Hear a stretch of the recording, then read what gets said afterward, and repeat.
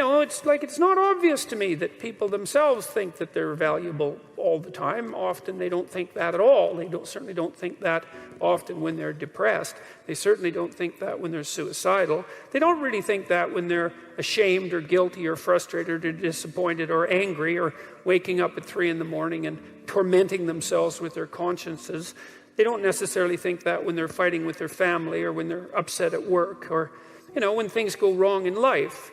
And so it's not so bloody obvious that people are inherently valuable.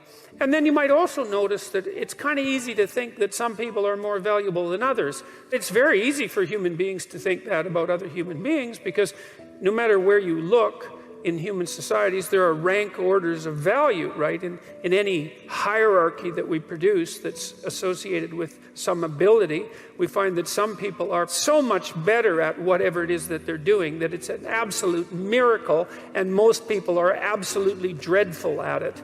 And so, if you were thinking about inherent value as an approximation of skill or competence, then it wouldn't be obvious from the structure of the world that people were inherently valuable in that manner either, because there's such a rank order difference in our ability to do things. And you might say, well, that kind of averages out across things, but I don't think that's a very strong argument either.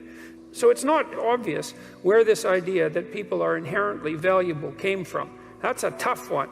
In fact, I think it's one of the least obvious concepts that human beings have ever come up with, that each of us is to be attributed some divine spark, let's say, that makes us equal in some fundamental way before God, before the reality of the universe itself, even in relationship to our own laws. I mean, if you want a miracle for an idea, I can't think of one that's more unlikely than that. So I've been puzzling over that for a very long time, because I cannot understand how in the world we ever agreed to act as if it was true. It's really something. It's a remarkable, fundamental idea. And what's so interesting about it, too, is that once you have that idea, weird as it is and improbable as it is, and you start to organize your social relationships in accordance with it, well, then they work. My rule, too, is treat yourself as if you're someone responsible for helping, and it's sort of predicated on the idea that regardless of your inadequacies and your malevolence, which, I'm sure you have many inadequacies and no shortage of malevolence, just like everyone else. Regardless of that, you have a moral obligation, so that would be a responsibility, to assume that despite all evidence, that there's actually something of intrinsic worth about you, and that as a consequence, you're duty-bound to treat yourself like that is true. And then it turns out that if you do that, well, then your life gets better. And I don't mean happier exactly, although I would say it gets happier. I mean it gets richer and more meaningful and deeper and more worthwhile, and you become more educated and you become wiser, and you treat yourself with more respect, and you're a better model for other people, and you're a better father or a better sister or better mother, whatever it happens to be.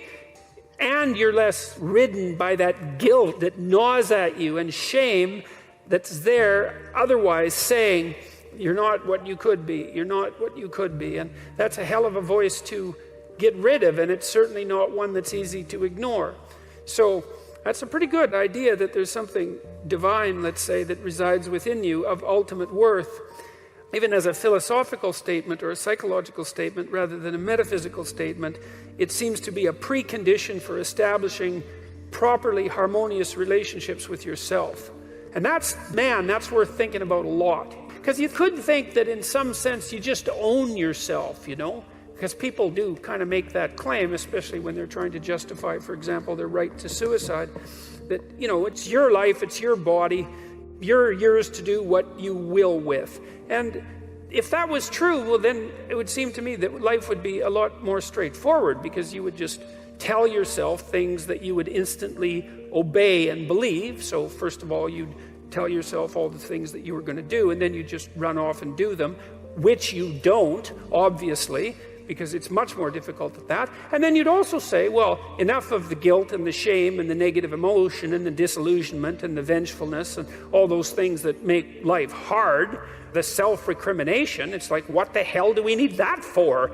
And if we're our masters of our own destiny and owners of our own fate, then why can't we just command to ourselves that be dispensed with? And like, that doesn't work. I've never seen anybody able to do that. I mean, you can fool yourself for very brief periods of time into thinking that might work, but it doesn't work, and that's strange. And this is one of the reasons I love the psychoanalysts, because they were really the people, apart from the religious types, who figured out that whatever you are, you're not a unitary spirit that's under your own dominion. You know, you're something like a loose unity of a multiplicity of spirits, many of which are doing their own thing, which you're striving to bring into some form of unity. But even that unity isn't something that's under your control in any real sense. It's a unity that has its own nature that you have to exist in relationship to.